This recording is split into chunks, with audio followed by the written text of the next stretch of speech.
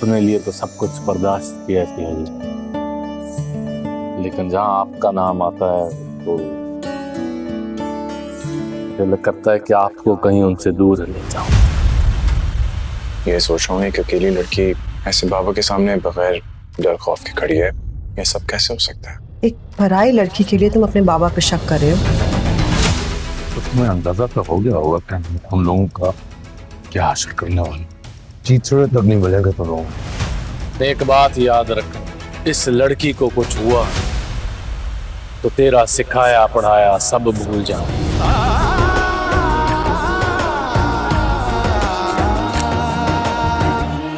तो जी नाज़रीन, आज के एपिसोड में वेलकम। सामल अकेला डब्बो सेंटर में बैठा होता है तो पिया जाती है। पिया कहती है आज मुझे चाय का मूड हुआ है तो चाय बना के लाओ। चाय सामल बेचारा जाता है चाय लेने और पिया को के लिए चाय लेके आता है।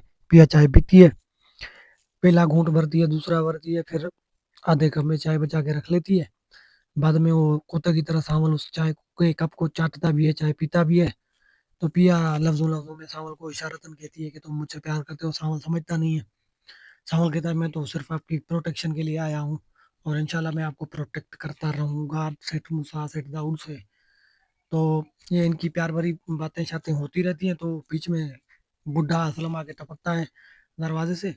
पिया उठ के खड़ी होती है, फिर मना रही होती है सावल को कि बाबा तुम बोलो, तुम मेरे पीछे हो।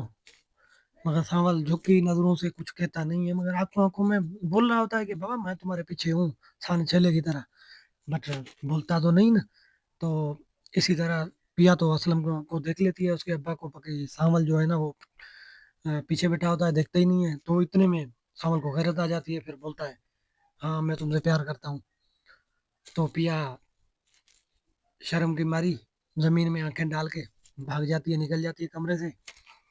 तो इसी दौरान असलम पे नजर पड़ती है सांवल की। सांवल हैंग हो जाता है, पता नहीं अब ये बूढ़ा क्या कहेगा। लेकिन वो बूढ़ा बड़ा हरामी था।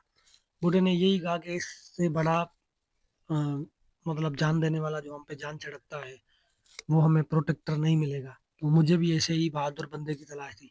तो इसी सीन के दौरान फिर हो जाता है सीन इनकी शादी का। तो मौलवी आते हैं, ये वो सारा निकाह का सीन होता है। शाम को आपको पता है क्या होता है, फिर सावल अपनी कुतिया को लेके जाता है। फिर सुहागरात में जो होता है वहाँ तो आप सबको पता है। इतने में आलियार को भी पता चल जाता है। आलियार की तो यार ये कुतिया मेरी थी, ये कुत्ता कैसे ले गया। वो तो असली बात है, एक कुत्ते के पीछे 10 कुत्ते तो ऑलरेडी होते हैं। तो इतने में इनकी लड़ाई भी होती है सावल और आलियार की। बट सावल बाजी मार चुका होता है। तब अचानक एक कहानी में ट्विस्ट आता है। सेठ दाऊद जो है ना बड़ा हरामी है। वो जाके शहर के आला वकील को लेके आता है, ये इनको दबदबा अपना दिखाने के लिए, इनको नीचा करने के लिए, डराने के लिए कि मैं जिस ऐसे वकील को लाता है जो कभी केस अपनी जिंदगी में हारा भी नहीं। तो मैं यही कहूंगा कि वो वकील भी सांवल के आगे हार जाता है।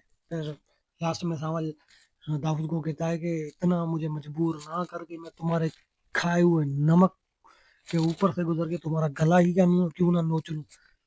बट सेठ दाऊद को तो आपको पता है वो बड़ा ही ढीठ बंदा है, अकड़ है उसमें, वो मानता ही नहीं है।